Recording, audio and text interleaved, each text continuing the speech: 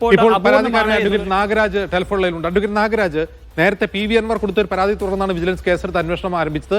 ഈ clean chit നൽകിയതിനു ശേഷമാണോ താങ്കൾ ഇതിൽ കക്ഷി ചേർന്നത്? അല്ല, അത് നേരത്തെ അൻവർ പരാതി കൊടുത്ത സമയത്ത് തന്നെ ഞാനും കോടതിയിൽ പ്രൈവറ്റ് കംപ്ലൈന്റ് കൊടുത്തിരുന്നു. അങ്ങനെ പൊതു താല്പര്യ ഹർജിയായിട്ടാണ് ഫയൽ ചെയ്തത്. അങ്ങനെ കോടതി അതിൽ നടപടി എടുക്കാൻ ഒരുങ്ങിയപ്പോഴത്തേക്ക് വിജിലൻസുകാർ സർക്കാർ സമയം ചോദിച്ചു. അവർ പറഞ്ഞു ഞങ്ങൾ അന്വേഷിക്കുന്നുണ്ട്, അതുകൊണ്ട് ഈ ഹർജി തള്ളണം എന്ന് പറഞ്ഞു. അപ്പൊ അന്നത്തെ ജഡ്ജി പറഞ്ഞു അങ്ങനെ തള്ളാൻ പറ്റില്ല, ഇതിലെല്ലാ കാര്യങ്ങളും ഉള്ള കഴമ്പുള്ള ഹർജിയാണ്, ഇതിൽ ഡോക്യുമെന്റ്സ് ഒക്കെ ഹാജരാക്കിയിട്ടുണ്ട്. അപ്പൊ അതുകൊണ്ട് നിങ്ങളുടെ അന്വേഷണ റിപ്പോർട്ട് വരുന്നവരെ ഈ ഹർജി വെയിറ്റ് ചെയ്യിക്കാന്ന് പറഞ്ഞു. അങ്ങനെ കെപ്റ്റൻ അബേൻസ് ഇത് വെച്ചു. എന്നിട്ട് ഇത് ഓരോ പ്രാവശ്യമായിട്ട് ഓരോ സമയം ഒരു ജഡ്ജി ഓരോ സമയം ഓരോ മാസം വെച്ച് പോസ്റ്റ് ചെയ്തുകൊണ്ടിരുന്നു.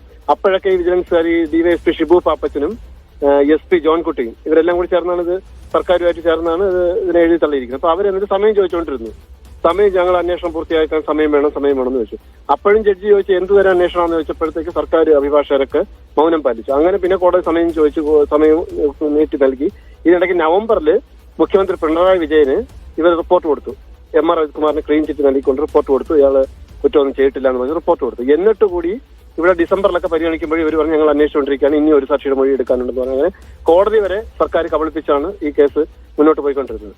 അങ്ങനെ ഈ ക്ലീൻ ചിറ്റ് നൽകിയ റിപ്പോർട്ട് കോടതിയിൽ എത്തിയിരുന്നോ? എന്നിട്ട് അത് ഹാജരാക്കിയില്ല. ഇവർ പറഞ്ഞപ്പോൾ ഞങ്ങൾ അവിടെ ഇത് സർക്കാരിലിരിക്കുകയാണ്, അതുകൊണ്ട് ഇവിടെ ഹർജി തള്ളണമെന്ന് പറഞ്ഞു. അതായത് ഇത് ഡിസംബറിൽ അവർ പറഞ്ഞത് ഞങ്ങൾ ആദ്യം പറഞ്ഞു ഒരു സാക്ഷിയുടെ മൊഴി കൂടി എടുക്കാമെന്ന് പറഞ്ഞു. അങ്ങനെ വീണ്ടും ജനുവരി സമയം കൊടുത്തു. ജനുവരിയിൽ ഒരു പറയുന്നത് ഞങ്ങൾ സർക്കാരിൽ ഒറിജിനൽ കൊടുത്തിരിക്കുകയാണ്, അതുകൊണ്ട് ഈ ഹർജി തള്ളണം, ഇത് അൻവറിന്റെ പരാതിയിൽ ഒന്നും കണ്ടെത്താൻ ഞങ്ങൾക്ക് ആയിട്ടില്ല എന്ന് പറഞ്ഞിട്ട് അവര് അങ്ങനെ കൊടുത്തു. അപ്പോഴാണ് ഞാൻ പെറ്റീഷൻ ഇട്ട് ഇതിന്റെ ഒറിജിനൽ ഇവിടെ ഹാജരാക്കാൻ പറഞ്ഞു. അങ്ങനെ ഒറിജിനൽ ഹാജരാക്കാൻ ഇവർ ആദ്യം കോപ്പിയാണ് ഹാജരാക്കിയത്. ആ കോപ്പിയും അറ്റസ്റ്റ് ചെയ്തിട്ടില്ല. അപ്പൊ അങ്ങനെ ഇപ്പോഴത്തെ vigilance judge Shri A Manoj സർക്കാരിനെ രൂക്ഷമായി വിമർശിച്ചിട്ട് പറഞ്ഞു അത് കോടതിയിൽ ഏതൊരു സർക്കാർ ഒരു പോലീസ് അല്ലെ വിജിലൻസ് കോടതിയിൽ ഒരു റിപ്പോർട്ട് കൊടുത്ത് അത് അറ്റസ്റ്റ് ചെയ്യണം. ഇത് അറ്റസ്റ്റ് ചെയ്യാതെ ഇവർ അതിൽ വരെ കൃത്രിമം നടത്താൻ ശ്രമിച്ചു വിജിലൻസുകാർ. അങ്ങനെ പിന്നെ രണ്ടാമത് പിന്നെ കോടതിയുടെ കേസ് ഡയറി ഫയൽ മുഴുവൻ വിളിച്ചു പരിശോധിച്ചു. അങ്ങനെയാണ് ഇപ്പോൾ ഓർഡർ തന്നിരിക്കുന്നത്. ഇപ്പൊ കോടതി അൻവർ ഹാജരാക്കിയത് കൂടാതെ മറ്റേതെങ്കിലും തെളിവുകൾ നിങ്ങൾ കോടതിയിൽ കൊടുത്തിരുന്നോ?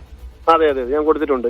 ഈ ഫ്ളാറ്റ് വാങ്ങിച്ചതിന്റെയും വിറ്റതിന്റെയൊക്കെ. അതായത് 2016 അദ്ദേഹം 33 ലക്ഷം രൂപയ്ക്ക് ഫ്ളാറ്റ് വാങ്ങിച്ചു. അപ്പൊ അതിന്റെ സോഴ്സ് ഓഫ് ഇൻകം ഒന്നും അദ്ദേഹം ഹാജരാക്കിയിട്ടില്ല.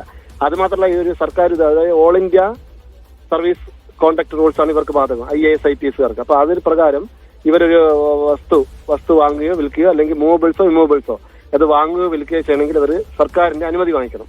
അങ്ങനെ ഈ MR അജിത്കുമാർ യാതൊരു അനുമതി വാങ്ങിച്ചിട്ടില്ല.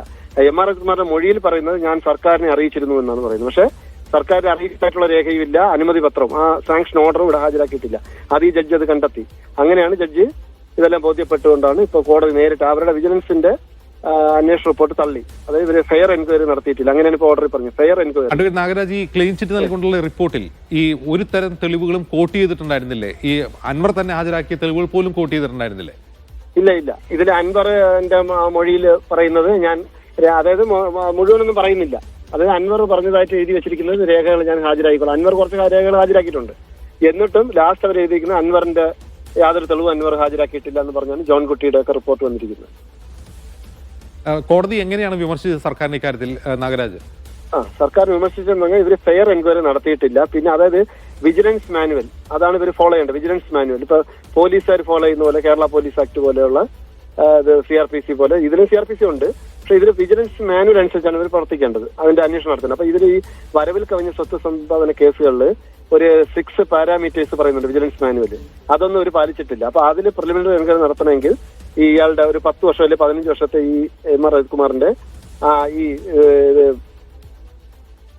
വെരിഫിക്കേഷൻ, അതായത് ഈ അദ്ദേഹത്തിന്റെ ആസ്തി ബാധ്യതകൾ, അദ്ദേഹത്തിന് ആ 10 വർഷത്തിന് ആദ്യത്തെ 10 വർഷം തുടക്കത്തിൽ ഇദ്ദേഹത്തിന് എത്ര വരുമാനം ഉണ്ടായിരുന്നു, 10 വർഷം കഴിഞ്ഞപ്പോൾ അദ്ദേഹത്തിന്റെ വരുമാനം, പിന്നെ ഇദ്ദേഹത്തിന്റെ കുടുംബത്തിന്റെയൊക്കെ ചെലവുകൾ, ഇതെല്ലാം തട്ടിക്കിഴിച്ച് നോക്കിയിട്ട് ഒരു പെർസെന്റേജ് എടുക്കണം. അതിനാണ് ആ പെർസെന്റേജ് ആണ് ഈ അൺഅക്കൗണ്ടഡ് എമൗണ്ട് എന്ന് പറയുന്നത്, അൺഅക്കൗണ്ടഡ് വെൽത്ത് എന്ന് പറയുന്നത്.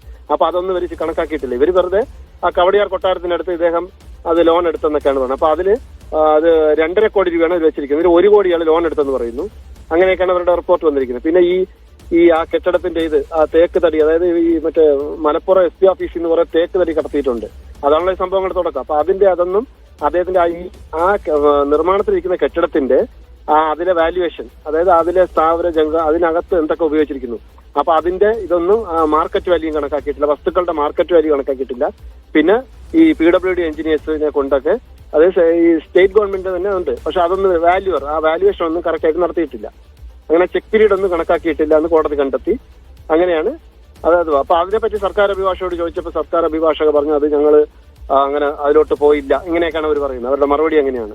അത് ഞങ്ങൾ പ്രാഥമിക അന്വേഷണത്തിൽ, അപ്പൊ യഥാർത്ഥത്തിൽ പ്രാഥമിക അന്വേഷണം നടത്തിയിട്ടില്ല, വെറും ഒരു വെരിഫിക്കേഷൻ മാത്രമേ നടത്തിയിട്ടുള്ളൂ. അത് തന്നെ തെറ്റാണ്. യഥാർത്ഥത്തിൽ പ്രാഥമിക അന്വേഷണം നടത്തണം, അതൊന്നും ചെയ്തിട്ടില്ല. പിന്നെ അൻവറിന്റെ MR അജിത്കുമാറിന്റെ മൊഴിയിൽ പറയുന്ന അത് ഇത് മുഖ്യമന്ത്രി ഓഫീസിനെ കൂടി പ്രതിക്കൂട്ടിലാക്കുന്ന രീതിയിലാണ് MR അജിത്കുമാറിന്റെ മൊഴിയിൽ വന്നിരിക്കുന്നത്. അത് മുഖ്യമന്ത്രി ഓഫീസ് ആവശ്യപ്പെട്ടിട്ടാണ് ഞാൻ ഒരാളെ കാണാൻ പോയത്, അതെല്ലാം പറഞ്ഞത്. ഇടനിലക്കാരനെ പറയുന്നുണ്ട്, ആ ഇടനിലക്കാരനെ ഞാൻ കാണാൻ പോയത് മുഖ്യമന്ത്രി ഓഫീസ് പറഞ്ഞിട്ടാണ് എന്നൊക്കെ പറഞ്ഞ അദ്ദേഹത്തിന്റെ മൊഴിയിലുണ്ട്, MR അജിത്കുമാറിന്റെ മൊഴിയിൽ തന്നെയുണ്ട്. അപ്പൊ മുഖ്യമന്ത്രി ഓഫീസുമായിട്ടൊക്കെ ബന്ധമുള്ളതായിട്ട് ആ കുറ്റസമ്മതം ഇതിൽ തന്നെ വന്നിട്ടുണ്ട്, MR അജിത്കുമാറിന്റെ മൊഴിയിൽ തന്നെയുണ്ട്. അതായത് അഡ്വക്കേറ്റ് നാഗരാജ് ഇതിൽ ഞാൻ മാത്രമല്ല എന്ന സൂചന അന്വേഷണ സംഘത്തിന് കൊടുക്കുകയാണോ ആ മൊഴിയിലൂടെ ചെയ്തത്? അതെ കറക്റ്റ്, അതാണ് ചെയ്യുന്നത്. അതായത് എന്നെ മാത്രം കൊടുക്കുക, ആ അർത്ഥത്തിലാണ് അദ്ദേഹം വന്നിരിക്കുന്നത്. ഇതിൽ വേറെയും കൂട്ടുപ്രതികളുണ്ടെന്നുള്ള ഇതാണ് അദ്ദേഹത്തിന്റെ മൊഴിയിൽ തന്നെ വന്നിരിക്കുന്നത്. ശരി, നന്ദി ശ്രീ നാഗരാജ്, ഇത്രയും വിവരങ്ങൾ പങ്കുവച്ചതിന്. സിജോ വി ജോണിലേക്ക് കൂടി. സിജോ, ഇത് ഈ മാസം 30 കോടതി നേരിട്ട് മൊഴി എടുക്കുകയാണ്. അപ്പൊ എന്റെ മൊഴി ഈ മാസം 30 രേഖപ്പെടുത്തിയിട്ട് ഇനി നമ്മൾ കൊടുത്ത സാക്ഷ്യപ്പെട്ടികയുണ്ട്, ആ സാക്ഷ്യപ്പെട്ടിയിൽ ഓരോരുത്തരായിട്ട് കോടതി വിളിച്ച് കോടതി നേരിട്ടുള്ള അന്വേഷണമാണ് നടത്തുന്നത്. അപ്പൊ വിജിലൻസിൽ കോടതിക്ക് വിശ്വാസമില്ല എന്നുള്ളത് ഇതിൽ തന്നെ ബോധ്യമായി കഴിഞ്ഞു. നാഗരാജ്, അങ്ങനെയാണെങ്കിൽ ഈ അജിത് കുമാറും കോടതിയിൽ ഹാജരാവേണ്ടി വരുമോ? അത് പിന്നീട് അടുത്ത സ്റ്റെപ്പിലാണ്. കോടതി ഇപ്പൊ നേരിട്ട് പ്രാഥമിക അന്വേഷണം നടത്തുമ്പോൾ എന്റെയും സാക്ഷികളുടെ മൊഴി എടുക്കുന്നത്. അപ്പൊ ഇതിൽ അൻവറിനെ സാക്ഷിയാക്കിയിട്ടുണ്ട്. എന്റെ പെറ്റീഷന് ഞാൻ PV അൻവർ MLA സാക്ഷിയാക്കിയിട്ടുണ്ട്. അദ്ദേഹത്തിന് നേരിട്ട് കോടതിയിൽ പറയേണ്ട കാര്യങ്ങൾ പറയാം, അതെല്ലാം പറയാം. കാര്യങ്ങൾ സാക്ഷികൾക്കൊക്കെ തെളിവ് ഹാജരാക്കാം. സാക്ഷികളെ ഒഫീഷ്യൽ വിറ്റ്നസ് എല്ലാം ഉണ്ട് ഇതിൽ. അപ്പൊ അവരൊക്കെ രേഖകളൊക്കെ കൊണ്ടുവരും. അതുപോലെ ഇൻകം ടാക്സ് റിട്ടേൺസ് ഒന്നും ഇവർ എടുത്തിട്ടേ ഇല്ല. വിജിലൻസുകാർ അതിന് സപ്രഷൻ ഓഫ് ഇതൊക്കെ വരാൻ പറ്റും. സപ്രഷൻ, ഇത് ഇയാൾ പറയാത്ത കാര്യങ്ങൾ അതിലുണ്ടോ, അല്ലെ പറഞ്ഞ കാര്യങ്ങൾ ഇത് അറിയിച്ചിട്ടുണ്ടോ, ഇതൊക്കെ ഇൻകം ടാക്സ് റിട്ടേൺസ് ഒന്നും ഇവർ എടുത്തിട്ടേ ഇല്ല.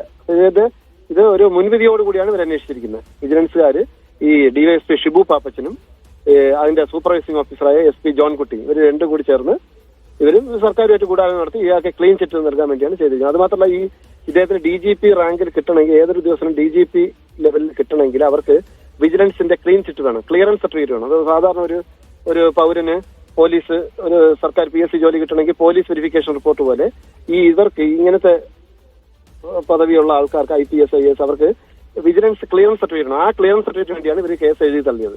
ഇയാളെ കുറ്റവിമുക്തനാക്കി നവംബറിൽ തന്നെ പിണറായി വിജയൻ റിപ്പോർട്ട് കൊടുത്ത് പിണറായി വിജയൻ അത് അംഗീകരിക്കുകയും ചെയ്തു. മുഖ്യമന്ത്രിക്കൊക്കെ വേണ്ടപ്പെട്ട ആളാണല്ലോ അദ്ദേഹം.